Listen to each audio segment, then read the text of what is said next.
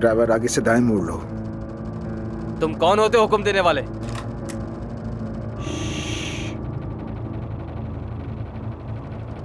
चलो दाएं मोड़ो। मैंने कहा दाएं मोड़ो।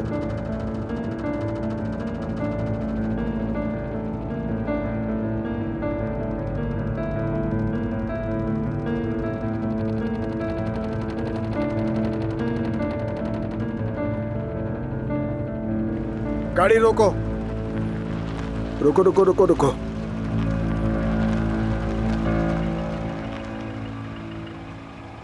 क्या हुआ? हाँ,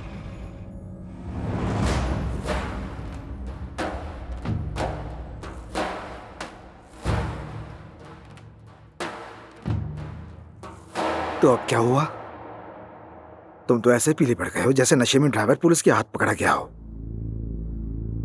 मेरे भाई अदनान ने किसी को नहीं मारा, लेकिन तुम जानते हुए भी कि वो तुम्हें खत्म कर सकता है, तुम उन्हें उकसाते रहे।